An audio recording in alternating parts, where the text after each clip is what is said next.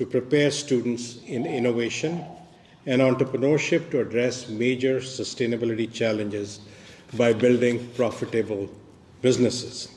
The SI-MBA program was designed to be unique and distinctive. The SI-MBA program was designed not just to be world-class, but to be the best such program in the world. We feel this vision has been realized. The Grossman School of Business SI-MBA program has been consistently ranked #1 accredited program, Green MBA program, in the US by Princeton Review, almost since inception. And Corporate Knights, a global rankings of better world MBA programs, has ranked the program in the top 2 globally and #1 in the US. And not just the SI-MBA program, but the Grossman School of Business is one of the only 8 schools in the US to receive the level 4 positive impact rating, a ranking we received for the 6th time in a row. In 2020, we were ranked as one of the top 20 business schools globally and one of the 4 in the US for positive societal impact at the World Economic Forum at Davos, in the first positive impact rating of business schools. So we have built this reputation not just for the MBA program, but for the school and for all our programs as a whole, as having a positive impact for the programs and our graduates and our students, creating a positive impact in the world. Many members of the business school faculty provided major input into this great program and have worked tirelessly to raise the level of the program to its aspired goal of becoming the #1 MBA program in the world focused on sustainable business. All the faculty members have developed new courses and new material for this innovative program. The education you received at the Grossman School of Business will help you accomplish great things. You are now poised at the threshold of new challenges and new dreams. We encourage you to be ambitious, creative, and compassionate. Continue to challenge yourself and others. Share your knowledge with those around you and empower those in need. Also, take the time to be grateful to your families and friends who helped you to get to this point. So treasure today's inauguration as a celebration of your hard work and launch of your role in a new era of business. On behalf of the faculty and staff, the UVM Grossman School of Business, I wish you much success and good health. Congratulations again.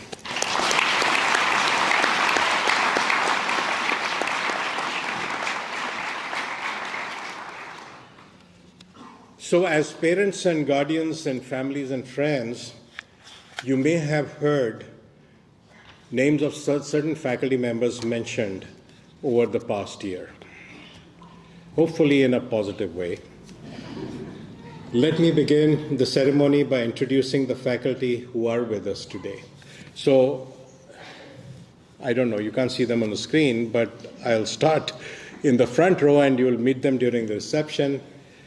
We have Anjanette DiCarlo, we have Thomas Chittenden, Patrick Callery, Dror Etzion, Felipe Massa, Eric Monson, Dita Sharma, Rick Vandenberg, and we have Associate Dean Barbarell.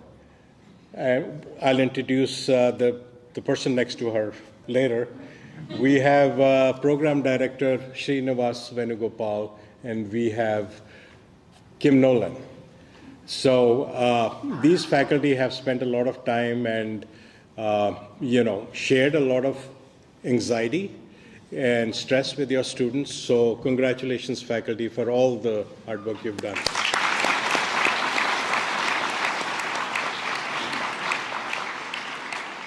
Sorry, I did not see people hiding behind the front row. So we have 2 more faculty members.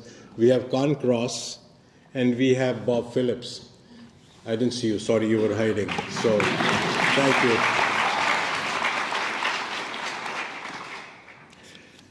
And we'll have a full introduction to our speaker, Donna Carpenter, who is the owner and is it the CEO or chairman?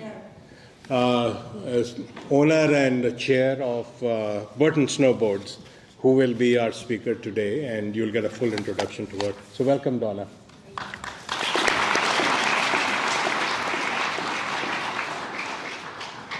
I would now like to introduce the academic director of the program. And it's really not for the students because you know him, but for the families.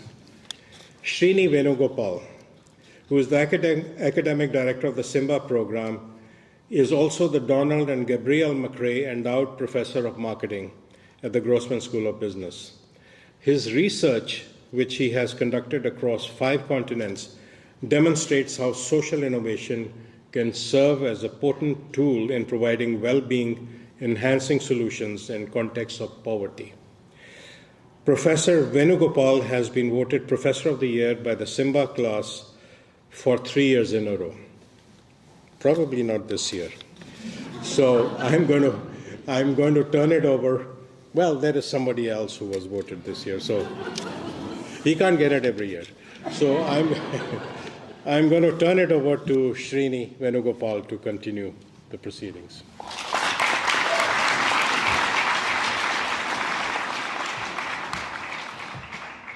Thank you, Dean Sharma. Congratulations, SIMBA class of 2025.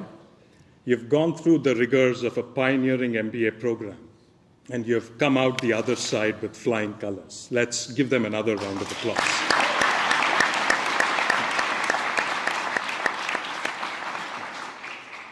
What you have accomplished in a short span of 1 year is truly stratospheric. It is a testament to your resilience and your resourcefulness.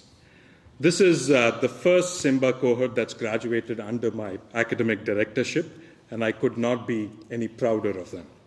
You cannot see it probably behind the podium, but I'm positively levitating with excitement to celebrate this glorious moment with all of you. I still have vivid memories of the first day that I met this remarkable group of students with unique stories and experiences. This cohort is composed of students who celebrate their birthday on Christmas Day and daredevils who've flown planes upside down. This class has unwavering fans whose dedication is permanently etched in a Bruce Springsteen tattoo, and culinary connoisseurs who, even in the womb, have had the exquisite privilege of tasting Julia Child's legendary cooking. There are thousands of such unique stories that add an unforgettable flavor to this graduating class. But what they all have in common is the shared passion for using business as a force for good in the world.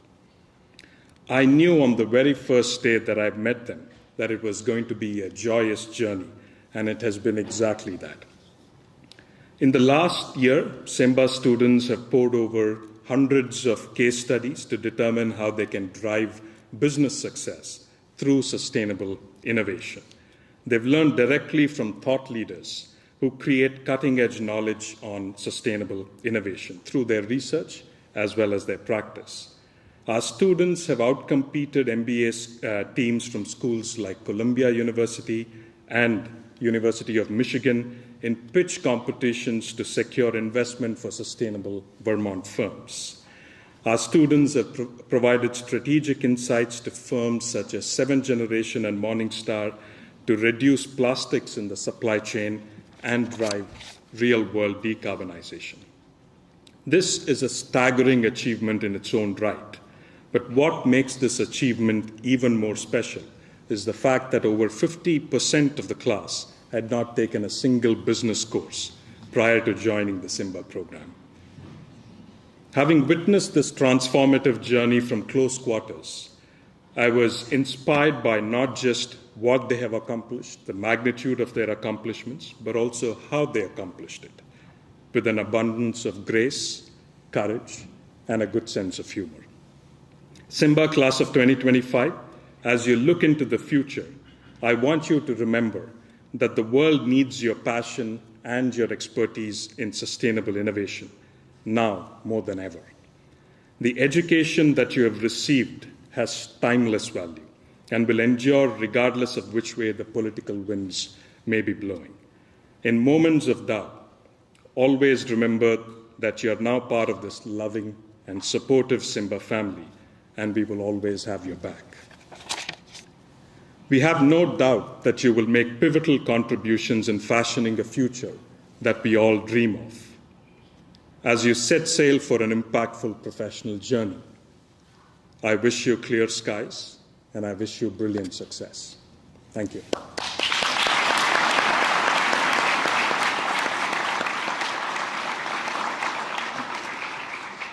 It is now my pleasure to introduce our class speaker, who was elected by her cohort members, Paige Flanagan.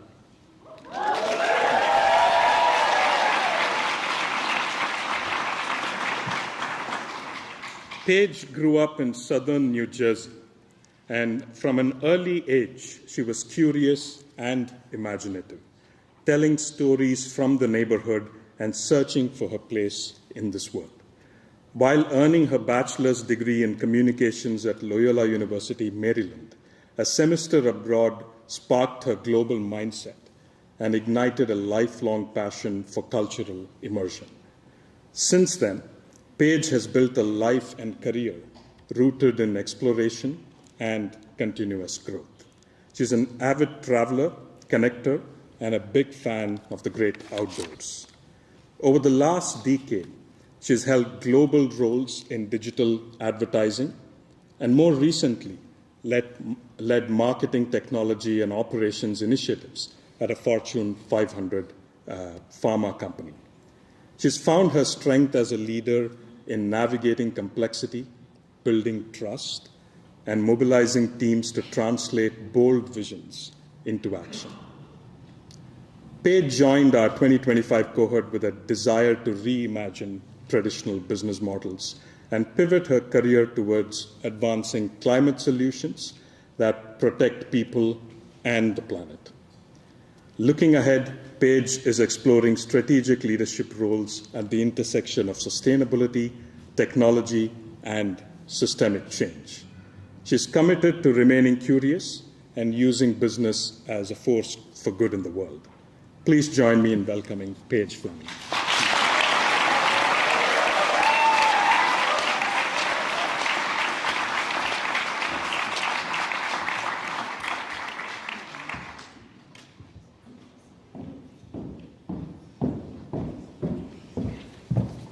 Hello, everyone.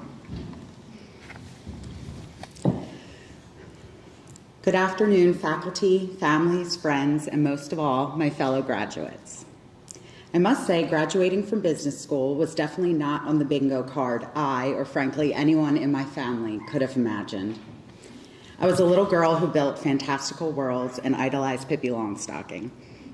My mother, who's here today, has often questioned how her imaginative, playful little girl grew up to be such a committed athlete and later a surprisingly serious technology-focused professional. The connection, I've come to believe, is people. I enjoyed delighting the audience of my self-produced plays as a child, being a member of a team as a teenager, and have found motivation professionally by solving real problems for my colleagues and clients. I've had the opportunity to learn both execution and leadership skills as a member of some fairly ambitious organizations. I've worked with people across nearly every division of business, from engineers to procurement teams, marketers, and C-suite leaders. My titles have differed, but I always gravitated towards a similar function, which was bringing people and expertise together to address barriers and get things done. Most project complexity, I've found, is not because the goal is too ambitious.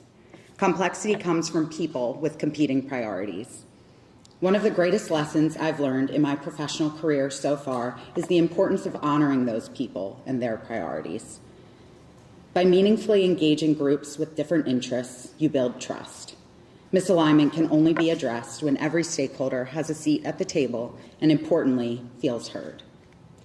Diving into sustainable business models and advancements in climate technology over the last year, I've been surprised to learn how much of the strategy and innovation needed to tackle the climate crisis already exists.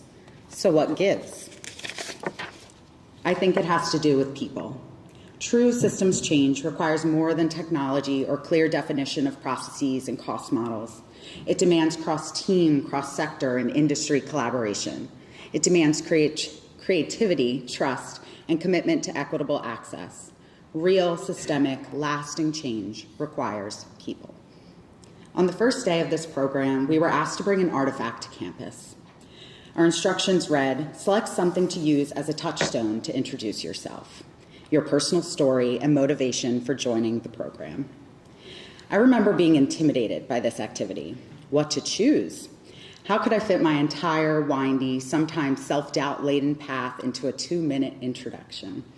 I did not yet have my elevator pitch buttoned up. Well, my peers certainly delivered. Heda skipped the prop and beguiled us with her experience in Icelandic politics. Nathan wore a military ski race t-shirt, holding up his vision for entrepreneurship inspired by service and practical training. And Hannah introduced us to her passion for sustainable food systems with oyster shells she brought from Rhode Island, where she spent the last year as a chef. So many of your personal stories have stayed with me. Later, I learned many of you were also pretty nervous before introducing yourselves. My, how far we've come. I think at this point we can all agree this group proved enormously supportive of one another, didn't we? For those of you who did not spend 4 to 8 hours a day with us in Calkin Hall, there's been a lot of support. Applause both before and after presentations, medicinal Frisbee breaks, sticky notes of affirmation, and bowls of homemade gifted paper cranes. When someone was absent or having an off day, we checked in on each other. When it felt impossible to cram those econ concepts into our overtired brains, we pulled our note cards and flooded the graduate lounge. We shared resources, gave feedback, and opened doors through our networks. Classmates came together to compete and cheer each other on, too, at the Mint competition and Family Business Awards. Let's not forget SKIMO and the multiple sports leagues our very own Symballers dominated and Brooke so expertly recapped for our midweek entertainment. We've made each other better. Yes, we were sometimes stressed and we didn't always see eye to eye on every topic, but our shared values, compassion, curiosity, protecting the environment, finding the joy, these were our constant. The camaraderie we've built is unmatched, and I am so grateful for the experience of getting to know and learn from all of you. There are so many unique passions in this group. Never did I expect to learn so much about maritime history, education systems, or fisheries in my MBA program. Shout out to Steve, Yulia, and Jack. Our backgrounds and paths to SI-MBA are as unique as our values are similar, and that is what I think makes this program so special. The artifact I shared 1 year ago was a miniature, traditionally made Oaxacan rug. It spoke to my appreciation of travel and originality, of course, but critically it also represented my professional pivot towards sustainability. I knew I wanted to use business to advance change in wasteful, exploitative, and polluting industries. My artifact was proof that commerce can be thoughtful, collaborative, and nature-inspired. To my classmates and friends, your generosity and openness gave me the confidence to market my strengths in a new context, shaping my next professional ambition. Thank you for trusting me with your stories and for nominating me to address you today. Thank you to all of our families and friends. Your unwavering support means the world to every graduate in this room, and we could not have done it without you.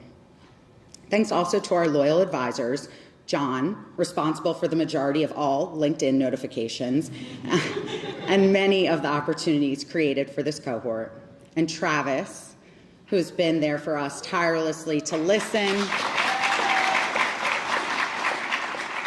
to troubleshoot, and to restock our emotional support candy. And finally, thank you to our directors, Srini and Kim, and our professors.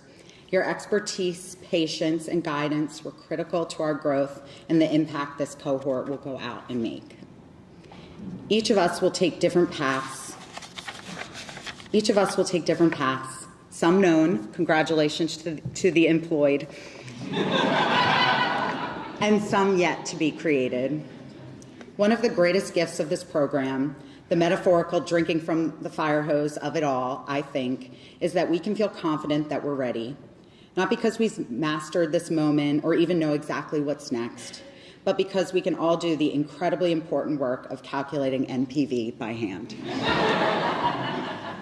Kidding. We can feel confident because in a space that is ever-changing, we are equipped to keep learning, adapting, and leading alongside this beautiful, uplifting community we've built, a community that is never more than a WhatsApp message away.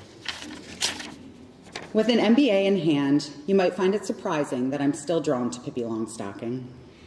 Pippi, the delightfully curious, taught me at an early age that joy isn't frivolous.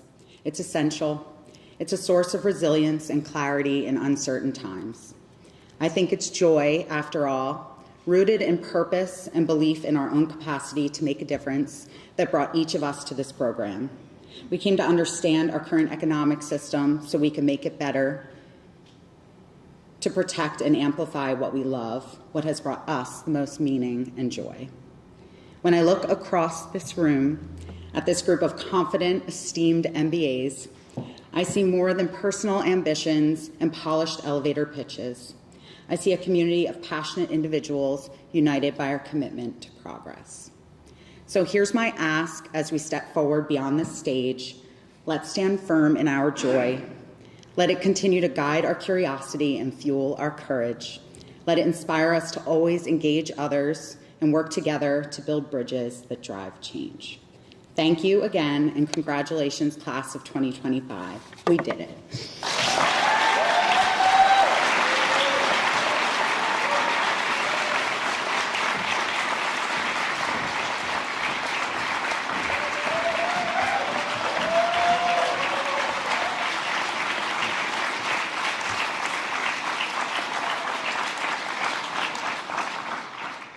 Thank you, Paige. That was touching and inspiring in equal measure. Thanks. It is now my pleasure to present the Malcolm Severance Award and the SI-MBA Faculty Awards. Before presenting the Malcolm and Gladys Severance Graduate Excellence Award, I'd like to honor Dr. Malcolm Severance with a few words. Professor Severance joined UVM as an economist in our economics department in the 1950s, but had the foresight at that time to understand that it would be impossible for business programs at UVM to achieve excellence without carving it out first as a department and then as an independent school. He finally succeeded in 1981. The journey that he initiated laid the foundation for other visionary leaders like Dean Sharma and Stephen Grossman to bring the Grossman School of Business to where it stands today. Professor Severance understood that to achieve excellence, it is necessary to have the autonomy to experiment, be nimble, and undertake timely initiatives in this rapidly changing world. I'm pleased to announce the winner of this year's Severance Graduate Excellence Award. But so many of you have displayed excellence in so many different ways this year. It makes it very difficult to single out one cohort member. But that is what the award mandates. So we are pleased to give this award to a member who personifies the values of SI-MBA and over the course of the year earned the highest GPA.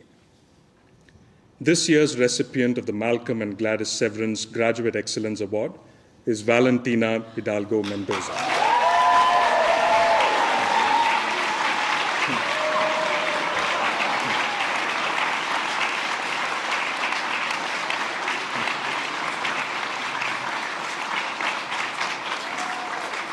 Much like Malcolm Severance, Valentina has been highly entrepreneurial during her time in the SI-MBA program. In addition to excelling in academics, Valentina excelled in extracurricular activities. She's part of the SI-MBA Fund Investment Committee, whose aim is to explore impact-driven investments and build a lasting initiative for SI-MBA students both during and beyond their coursework. Despite the intense SI-MBA workload, Valentina carved out time for an internship at the Vermont Employee Ownership Center that allowed her to put her MBA skills to work even before completing the program. Valentina is one of those students who excel at everything they pursue. I wouldn't be surprised if she has a better Uber rating than all of us in the room. Valentina, congratulations on this very well-deserved recognition. Please come on.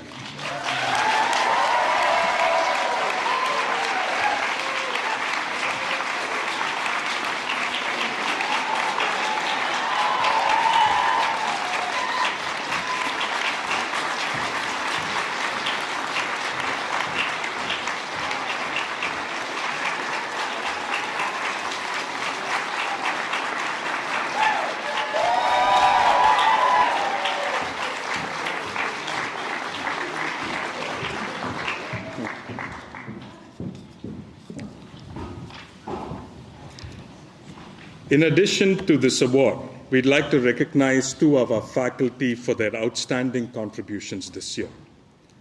Our students voted for Rick Vandenberg as the SI-MBA Faculty of the Year.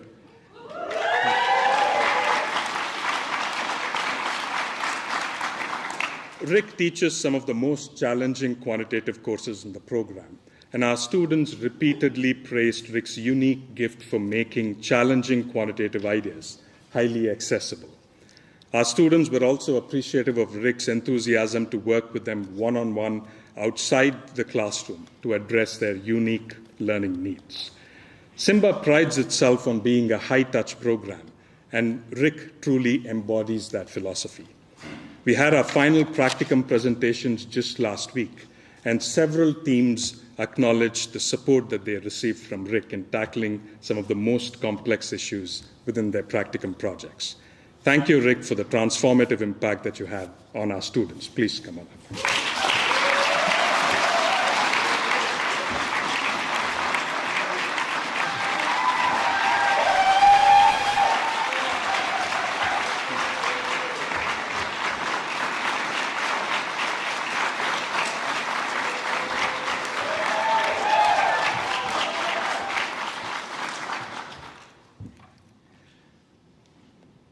Our students voted for Anjanette DiCarlo as the SI-MBA Adjunct Faculty of the Year.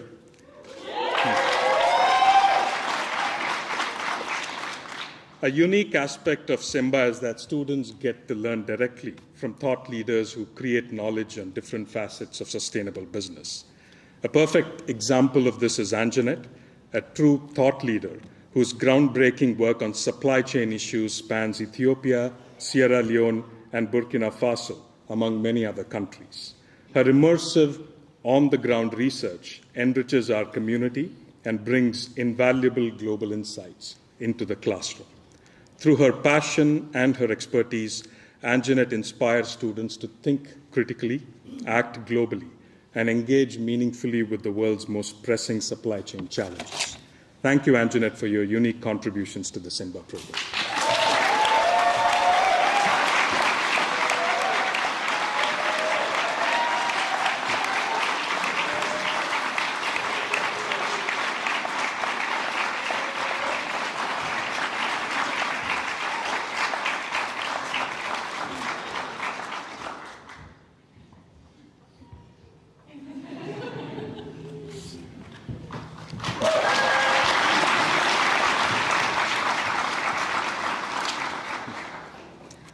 It is now my pleasure to introduce our guest speaker, Donna Carpenter. Donna met Burton's founder, Jake Burton Carpenter, in a southern Vermont bar on a New Year's Eve in 1981. Ever since, she's been a driving force at the world's leading snowboard company. Her first job included dipping snowboards in polyurethane and answering the customer service line that rang in the bedroom. In the mid-1980s, Donna expanded Burton's business to Europe and ran the company's first international office in Innsbruck, Austria.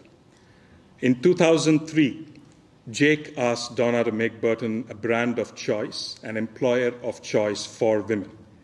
Thanks to Donna's leadership, Burton now has progressive parent policies, mentoring programs, and more women in leadership roles. In 2010, Donna stepped up to the role of president, and then in 2016, went on to become Burton's first female CEO. In Feb 2020, Donna became the chair of Burton Board of Directors, a position formerly held by her late husband and Burton founder Jake Burton Carpenter, who passed away in November of 2019. Today, Donna inspires Burton to root the company's work in a greater purpose. She invests in sustainability efforts and advocates for more diversity on the mountain and in the boardrooms. As a founder and co-chair of the non-profit youth development organization CHILL, she is dedicated to the organization's mission of inspiring young people through board sports and building a more equitable outdoor community. Under her ownership, Burton commits $2 million of profits annually to support values-aligned organizations, doing work that positively impacts people, planet, and the sport of snowboarding.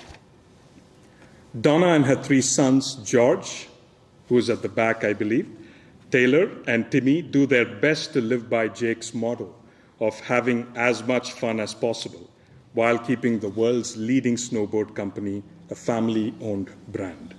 Please join me in welcoming Donna.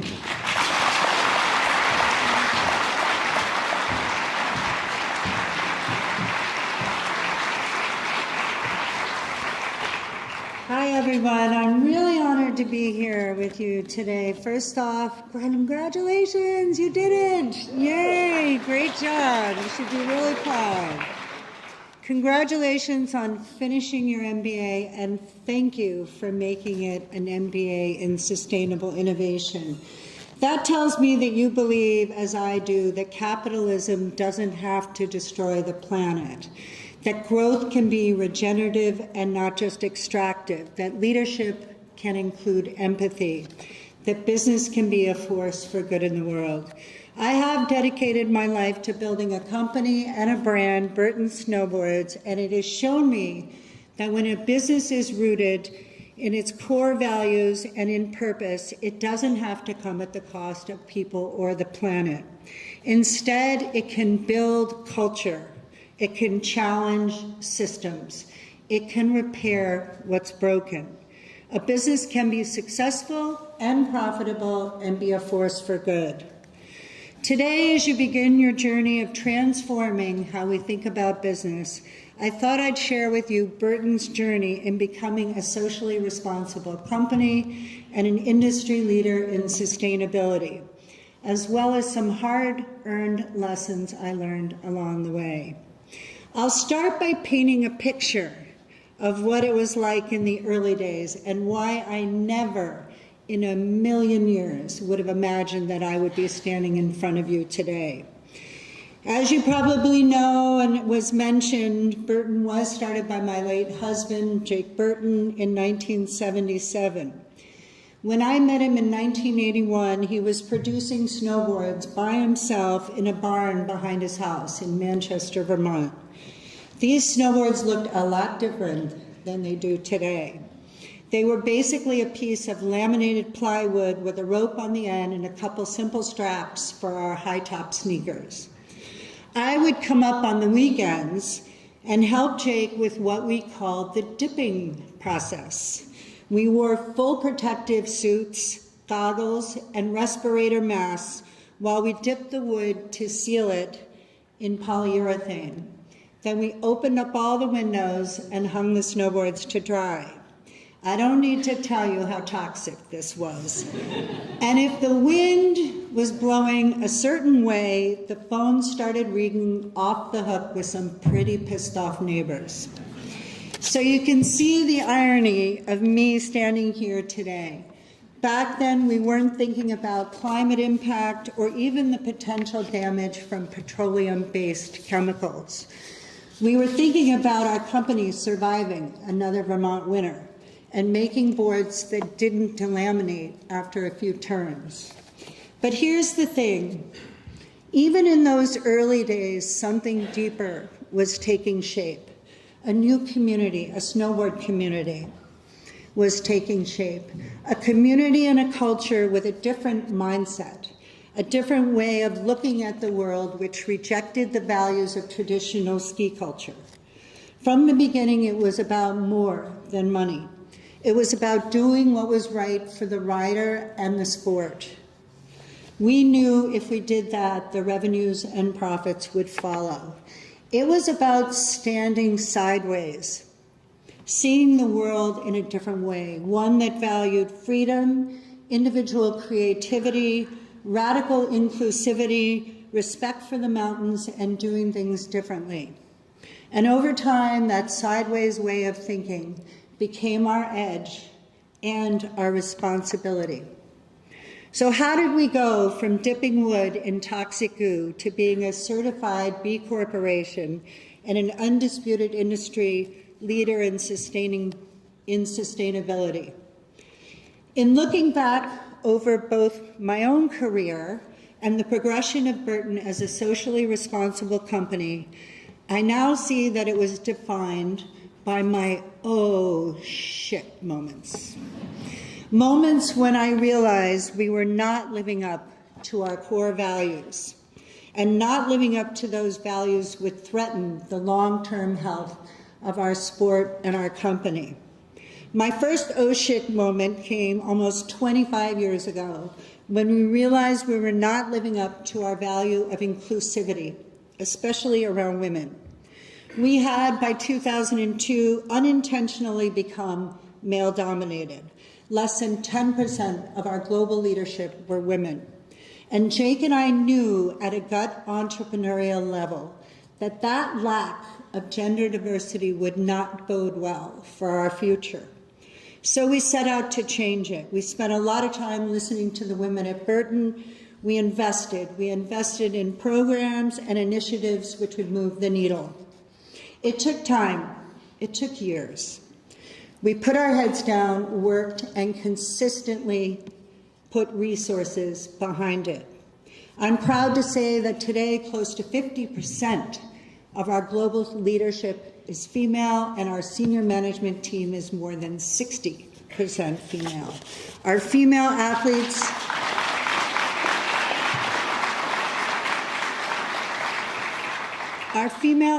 have equal pay, and we were the first first sports company, we're talking like before Nike, to cover their maternity leave.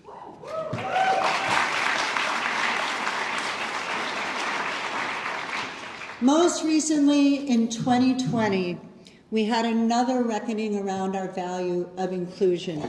We were not doing enough on racial diversity and equity. We had made some progress, sure, but not at the pace or scale that matched the urgency of that moment. From that point on, we decided that just like with gender equity, it couldn't be surface level. It couldn't be one initiative or a few hires. It had to be cultural, systemic, uncomfortable, and real.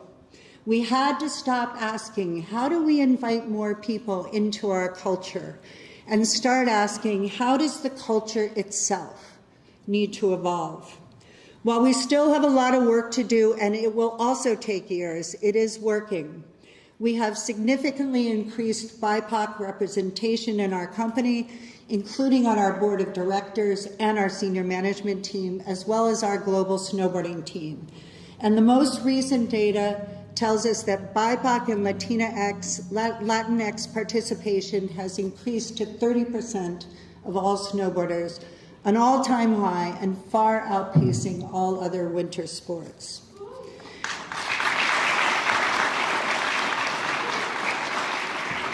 So now to the oh shit moment that I think will most interest you. It was 2010, and it came from the voices of our employees. We need to do more around sustainability. At the time, the snow industry, and especially the action sports industry, were doing very little and saying even less about the climate crisis. And honestly, we weren't much better. Our approach at the time consisted of a few scattered side projects, such as using some recycled fabrics and downsizing some of our packaging. It wasn't strategic, it wasn't science-based, and it certainly did not align with the value we placed on nature, the mountains, and the mountain lifestyle. Very similar to our gender diversity efforts, the first thing I needed to overcome was internal resistance. I heard, among other things, it's too expensive, it's too complicated, our consumer doesn't care, and because we manufacture with fossil-based chemicals, anything we do will just be seen as greenwashing. But I knew that to be truly aligned to our core value of respect for nature, we had to make fundamental change. And because Burton is a privately held company, I was able to take that risk and put my money where my mouth was. We began by prioritizing two things. One, minimizing our impact in terms of the chemicals we were using, and secondly, auditing our supply chain in terms of an environmental and labor standard. Sounds easy, right? It was anything but. We were using hundreds, if not thousands, of different types of materials, and it was literally impossible for anyone in the company to tell me where all our product was made. Maybe we contracted with an outerwear supplier in Korea, but they might be subcontracting to factories in Vietnam, who might be subcontracting a component to another factory, not to mention tracing every zipper, button, and decorative patch. To be clear, we were producing higher-end technical goods. We were not fast fashion. But honestly, we hid behind that. When asked, we could say, hey, we're in the same factories as Patagonia and the North Face. They must have audit programs, right? Over the last 15 years, every employee in the company has worked to make real change. We have made it everyone's responsibility, not just a few employees, by putting sustainability in our company goals right alongside our business goals. And while we're aware of the long hike ahead of us and the headwinds posed by this current administration, we're proud of the progress we've made so far and remain committed to taking a leading role in the industry. In line with our DNA, Burton has approached sustainability not as a checklist, but as a driver of innovation, rethinking everything from materials to packaging to supply chains in order to align our business with our purpose. We've radically transformed the way we source and build our products. For this coming season, 90% of the fabrics we are using are Blue Sign approved. Blue Sign is a leading global certification system with the strictest chemical, water, and energy usage standards. We use 100% responsibly sourced down, 100% organic or recycled cotton, and 100% certified leather. And we have phased out intentionally added PFAs. We've made huge progress in using materials that are less carbon intensive, have fewer chemicals, and are all around better for the people and the planet. We have won formal recognition for our work in innovative, sustainable packaging. Our entire packaging system has been redesigned through a circular lens. We've eliminated single-use plastic poly bags from most of our product lines, achieving 99% plastic-free packaging for soft goods and 86% for hard goods. We've done this by innovating to use recycled and recyclable materials. As you know, sustainability goes beyond product and packaging. It includes the people who make our gear. We now have a lot less suppliers than we did in 2010, but much deeper relationships. We are accredited by the Fair Labor Association and have mapped and audited 100% of our finished good factories, ensuring fair, safe, and transparent labor conditions with our supply partners. In 2015, we became the first equipment company to become a B Corporation, certifying that we are meeting the highest standards for social and environmental responsibility, transparency, and accountability in all our global operations. We are proud to have set a science-based climate target to be net zero by 2040, in line with the Paris Agreement. That target has guided our investments in renewable energy, lower carbon-intensive materials, and low-emission logistics. We source 100% renewable energy for our U.S. offices and flagship stores. And we've integrated climate action into our headquarters here in Burlington, from our LEED certified building to employee commuting incentives to giving employees paid time off to vote and to participate in local activism. We did all this while running a healthy, profitable business. So that's what we did to clean our own house. But during this journey, I had another aha moment when I realized we were not doing enough. In 2012, I was approached at a trade show by Jeremy Jones, a legendary big mountain backcountry snowboarder who was experiencing firsthand the impact of climate change on backcountry snowboarding, shrinking snowpacks, melting glaciers, and less reliable winters. And he had the courage to do something about it. Founding and leading the nonprofit Protect Our Winters, or POW, was his way of turning that alarm into action, mobilizing the outdoor community to fight for better climate policy, to protect vulnerable ecosystems, and preserve winter for future generations. So in 2012, Jeremy approached us as the largest global snowboard brand and asked us to join his efforts. My first response to him was no, not yet. At that point, we had so much work to do, and we were afraid of being called out if we spoke up. I'll never forget his words back to me. He said, "You can green your own house all day long, but that will do nothing to move the needle. The outdoor industry," he said, "is bigger than big pharma." Think about that. American consumers spend more on outdoor recreation than they do on pharmaceuticals and fuels combined. And he said, we need to leverage that power to demand real change. Needless to say, I joined the POW board then and there, and we continue to fund them and work with them and other organizations to make real change on the local, state, and federal level. That was our journey. So what did we learn through this journey? What did I learn that might help you as you embark on this next phase of your journey? I learned to embrace my oh shit moments, when I'd made a mistake or not held true to my values. They were the touchstones of growth for my company and for me personally. If you want to truly move forward, you must let go of trying to do anything perfectly and let go of what other people think. One thing that kept us from addressing sustainability earlier was a fear that we couldn't do it perfectly, that we would be criticized for greenwashing. Perfectionism is a myth and a trap. It masquerades as high standards, but in reality, it's fear. It's fear of failure, fear of judgment, fear of not being enough. And that fear can hold us back. It can stifle creativity, delay bold decisions, and make us hesitate when we should be moving forward. The only way to evolve is to fail and make mistakes.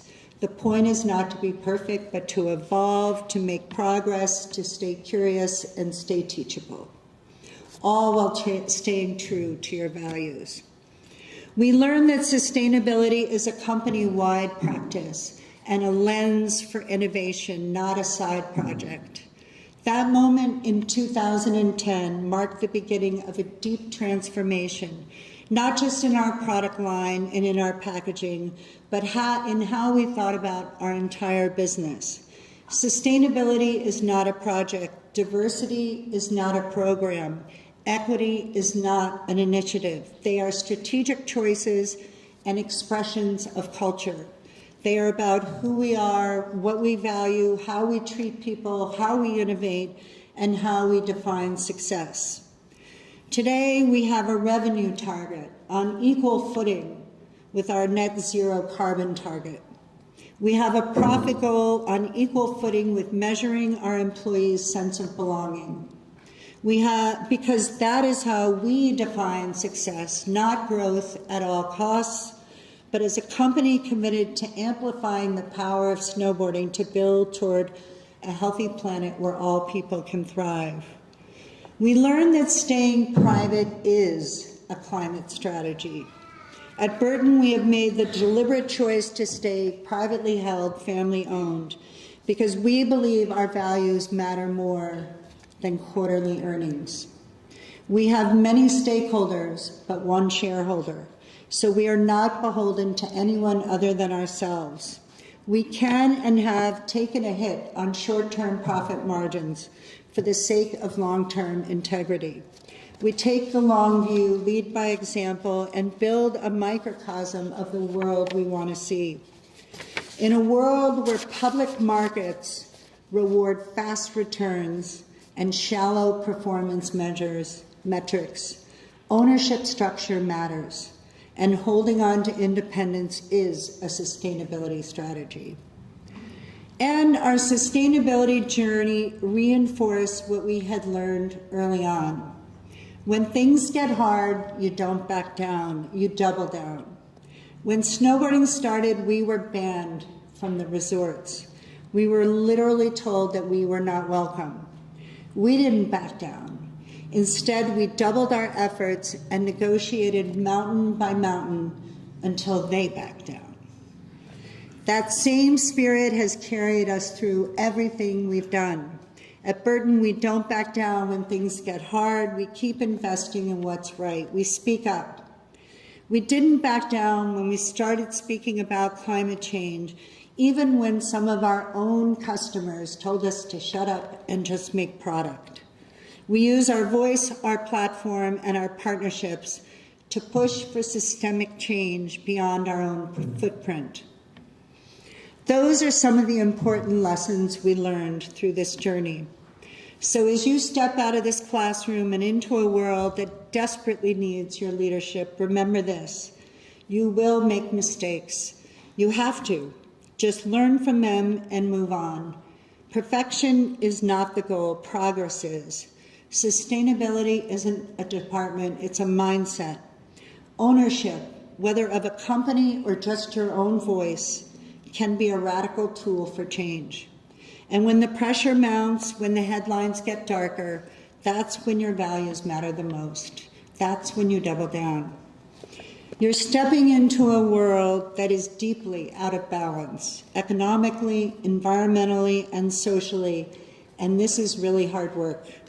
And if I've learned anything the hard way over the last 40 years, it's that in order to do this work, I must take care of myself first, holistically, physically, emotionally, mentally, and spiritually. We talk a lot about courage in leadership, but the greatest courage is often the quietest kind. The courage to stop, the courage to ask for help, to find community, to put your well-being above your work. So ask for help, step away or walk away when you need to, and step toward the people who encourage you. Skip the meeting and go snowboarding, or whatever brings you joy. As Paige said, it's important. Remember, joy is a renewable energy. It's a renewable energy, and it is essential to your long-term resilience. It's how we remember what's worth saving. It's how we stay grounded in gratitude instead of urgency. It's how we lead with hope and not fear. You've already chosen the harder path, the one that demands more courage, more accountability, and more heart. And in that choice, you've already become the leader the world is waiting for. Thank you. Keep going. You got this.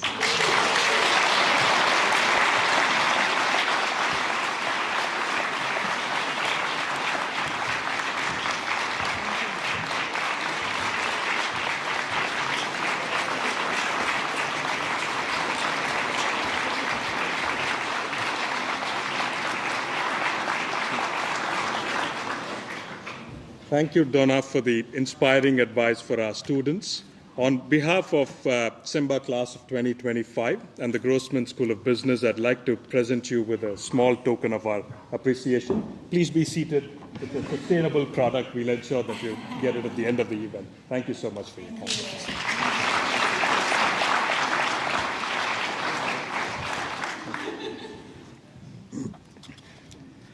I now call upon Dean Sharma to come and introduce the Beta Gamma Sigma ceremony and also introduce Associate Dean Barbara.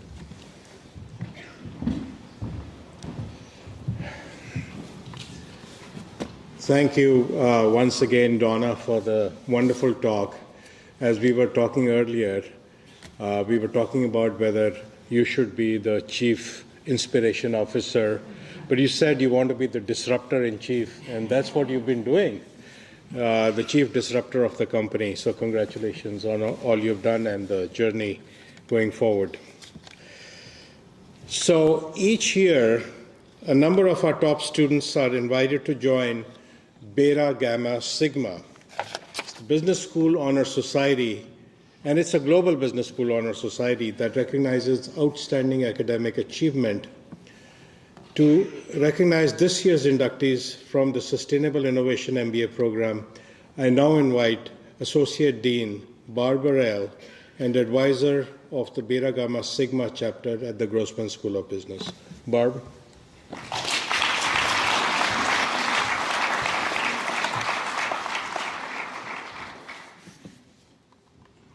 Thank you. Good afternoon. Beta Gamma Sigma is the International Business Honor Society, which recognizes and honors top-performing business school students from around the world. Students who demonstrate an outstanding aptitude for business studies, along with a strong work ethic and determination, are invited to join. Membership in the society is the highest honor a business student attending an AACSB accredited institution can achieve. It is my honor to invite the following candidates to join me on the stage for induction into the UVM chapter of Beta Gamma Sigma. Matt Diebel.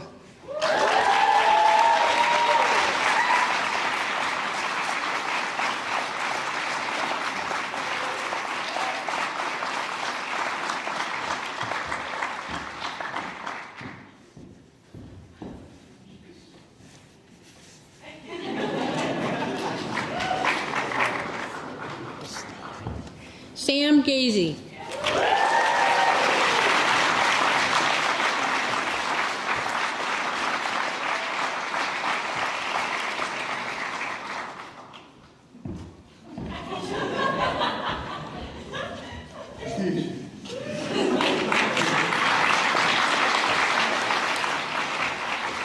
Aaron Geezer.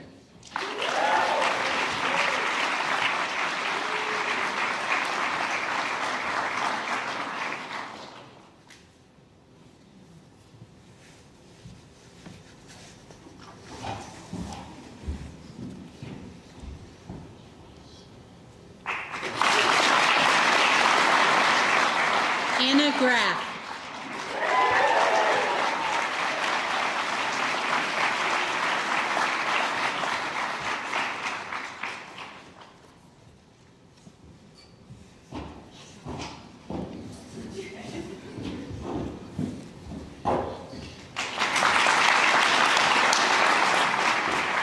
Valentina Hidalgo Mendoza.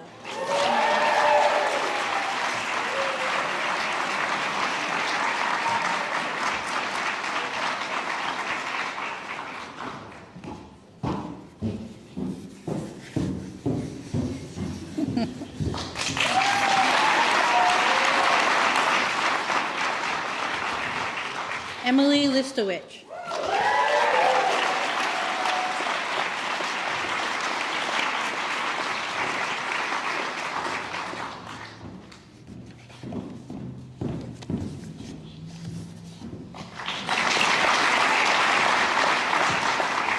And Yulia Paler.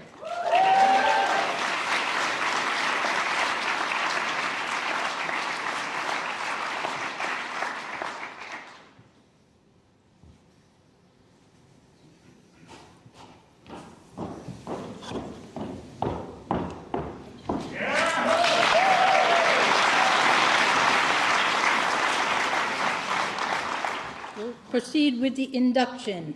Beta Gamma Sigma is founded on a set of 3 principles which serve as pillars for everything the society does.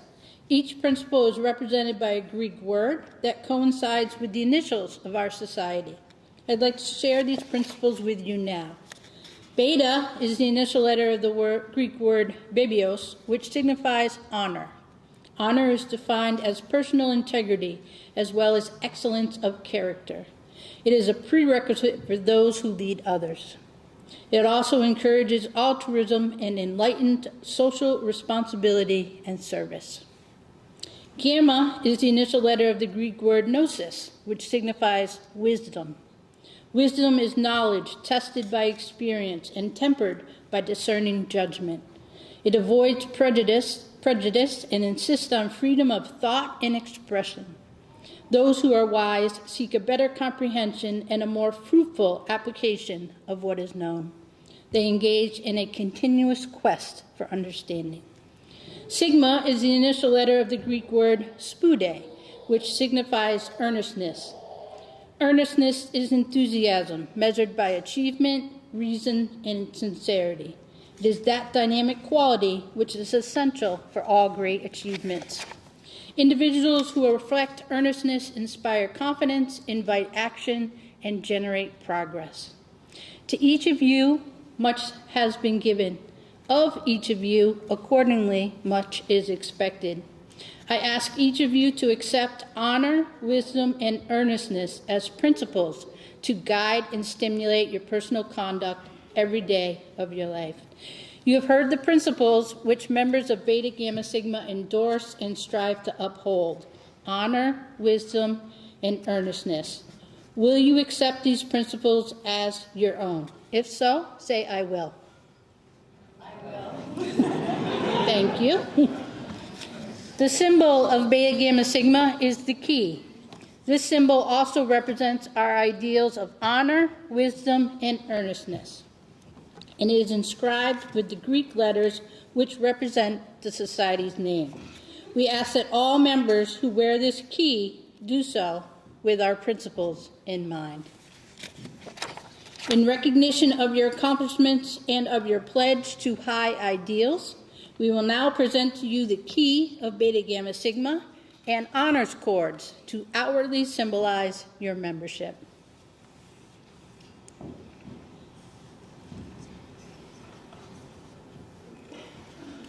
Thank you. Please join me in congratulating the newest members of the UVM chapter of Beta Gamma Sigma.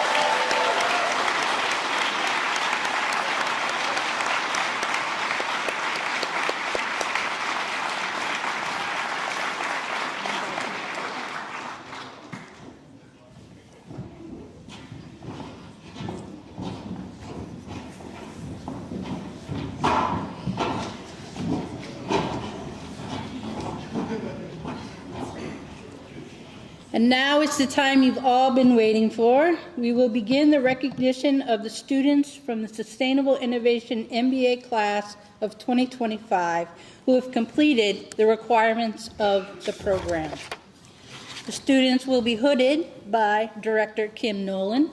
They will receive congratulations by Dean Sanjay Sharma and by Academic Director Srini Venugopal. Please present the graduates.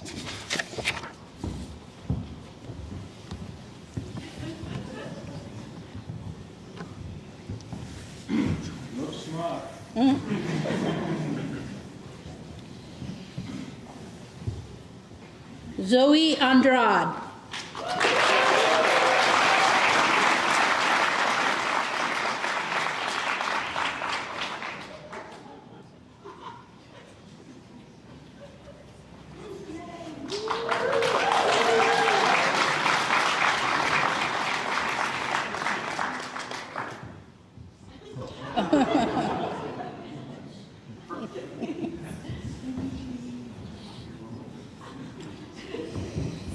Olivia Barrett.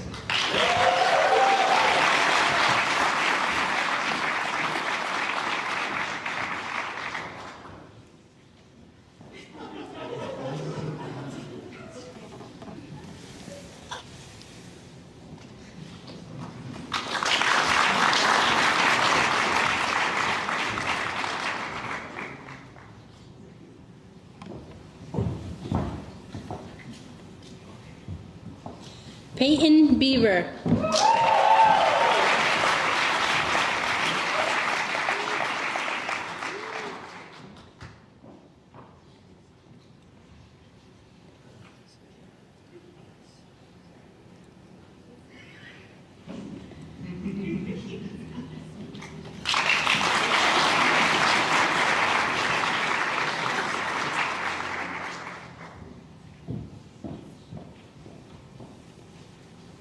Isabel Benaga Levis.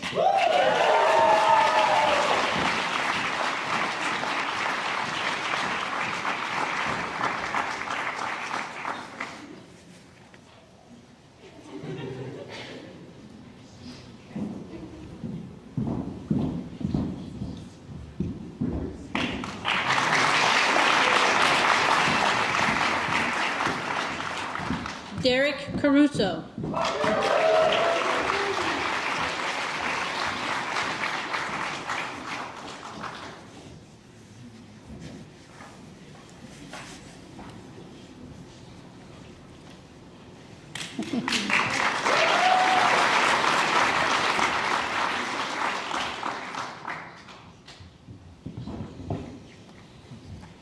Caroline Caitlin Johansson.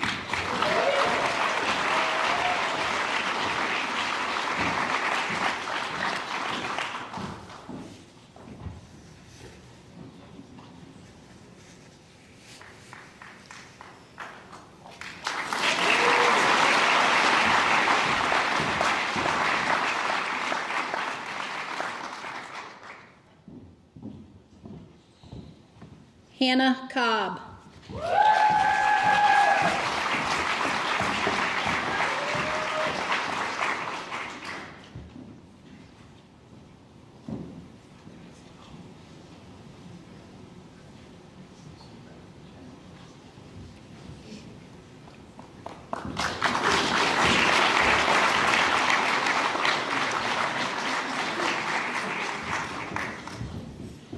Matt Diebel.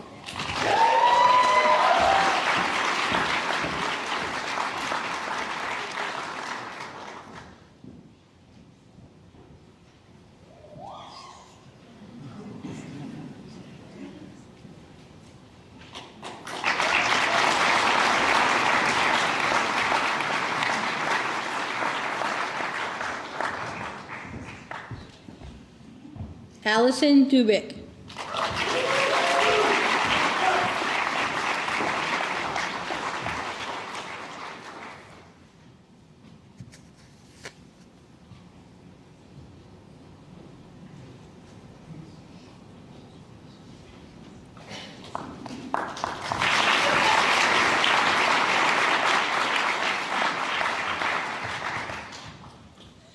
Paige Flanagan.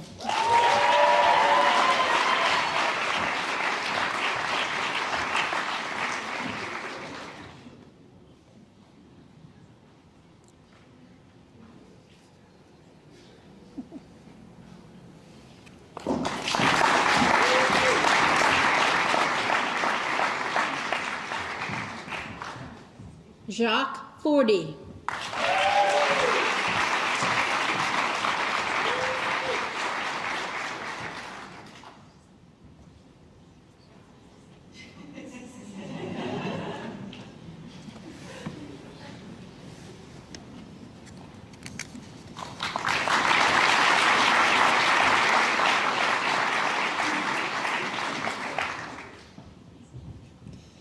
Nathan Fry.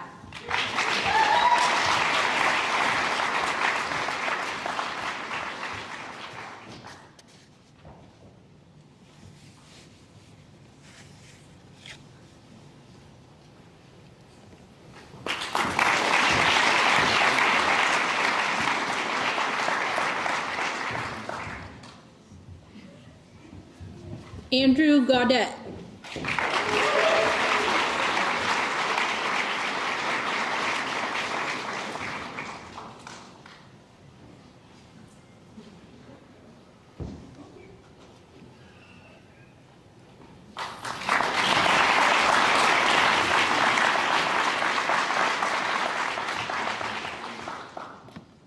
Sam Gazy.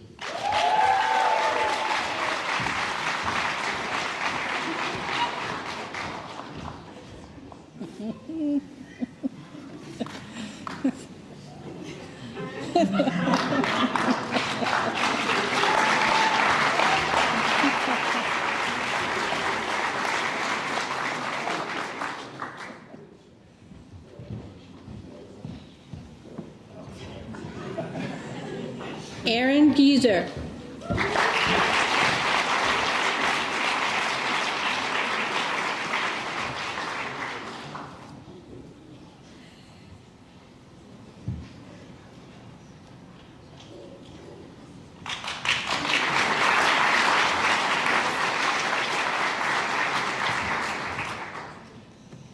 Cameron Gould.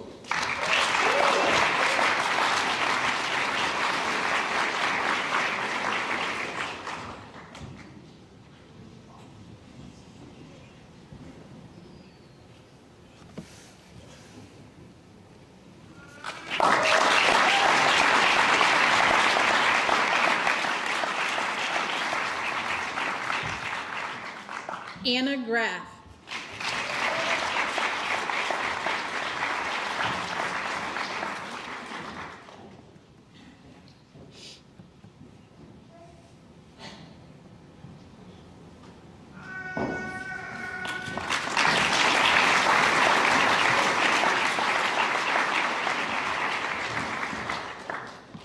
Heather Helga Datir.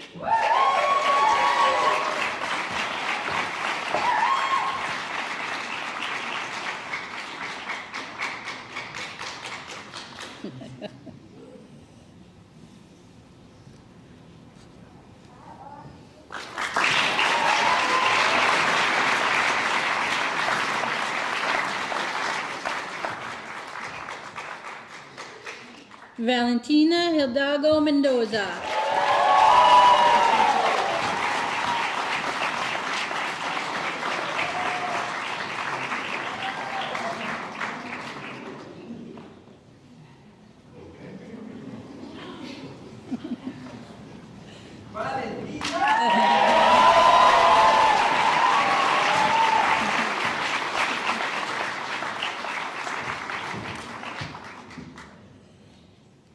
Emily Listowich.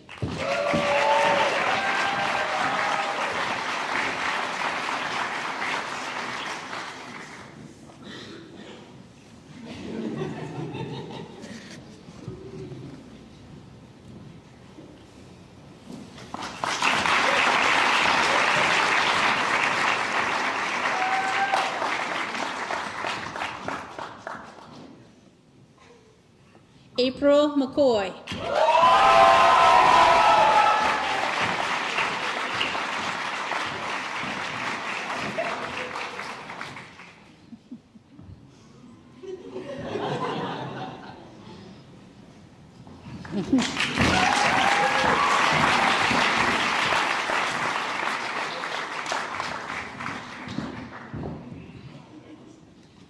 Lillian Orloff.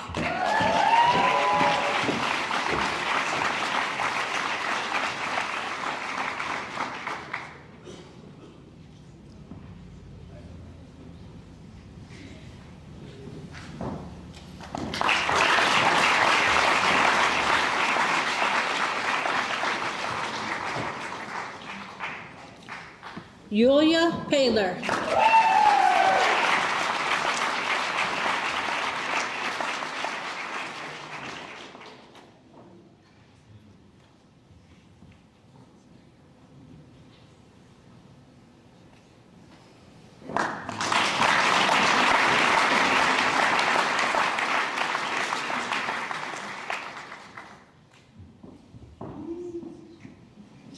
Abby E. Penfeld Sear.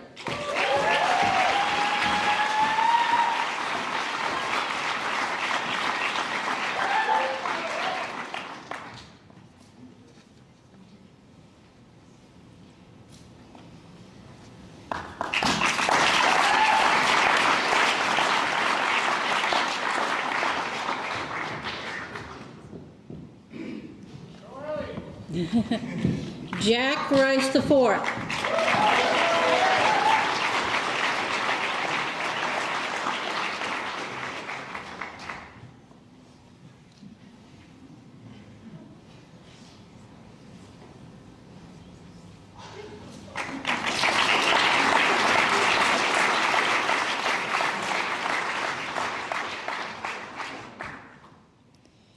Justin Sharp.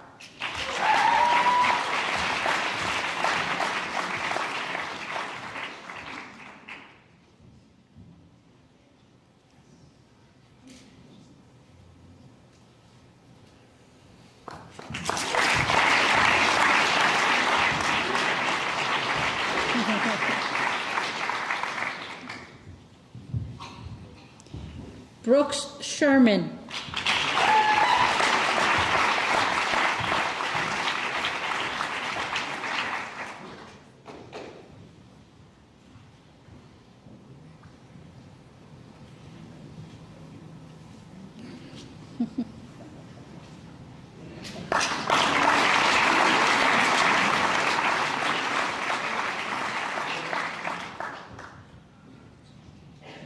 Evan Siegel.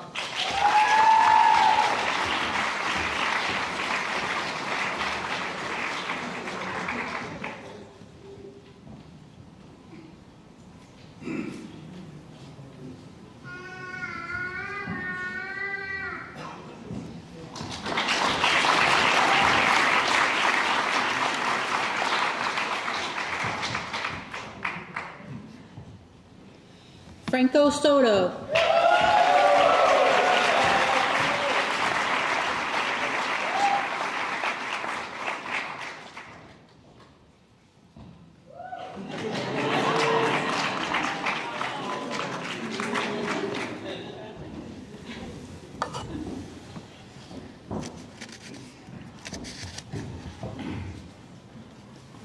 Haley Stevens.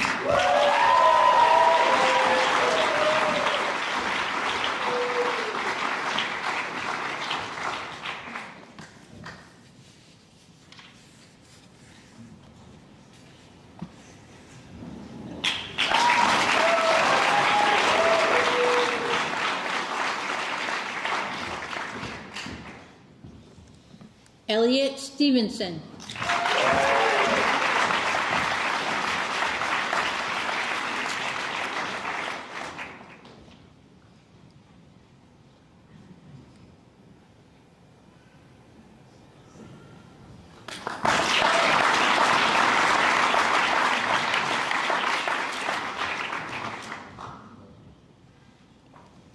Brooke Weatherup.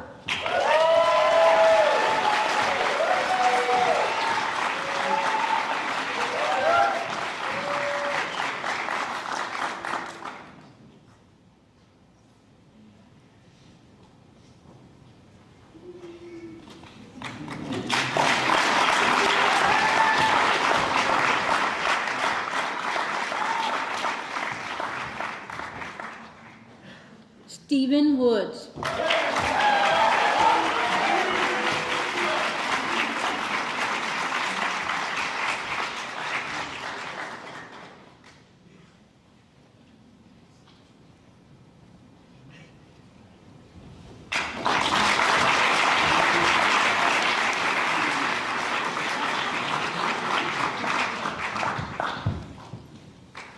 And Harrison Wustefeld.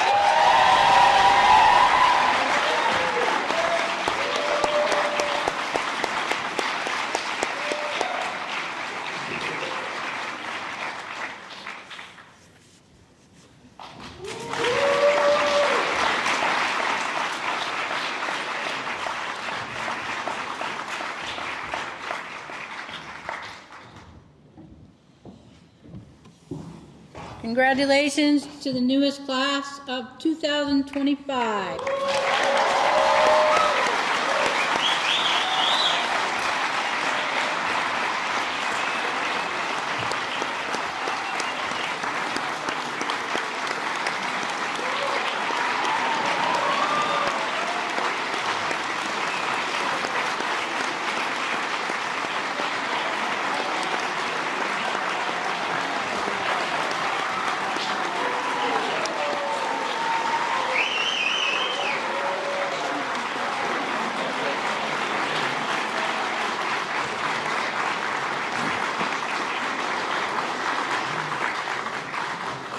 Congratulations, class of 2025. You survived the boot camp, you drank from several fire hoses, and you're here. And you survived. Congratulations again. So today you join an exclusive group of UVM alumni of the highest caliber and blaze an innovative path as graduates of a world-renowned and exclusive SI-MBA program.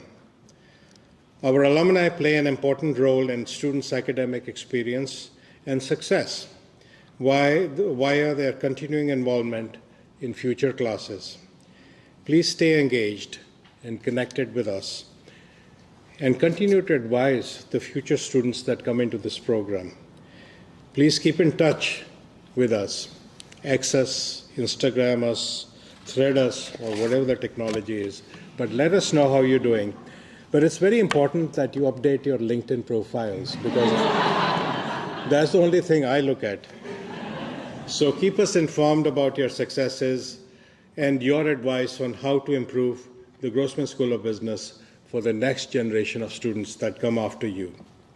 So as you go forth into the world with your ideas, passion, and aspirations, remember you are ambassadors of the Grossman School of Business. Bear in mind the essential values of humility, intellectual curiosity, integrity, and responsibility. Now what I would like you to do, the class of 2025, is please stand up and turn around and applaud your families and friends for their loving support that made this day possible.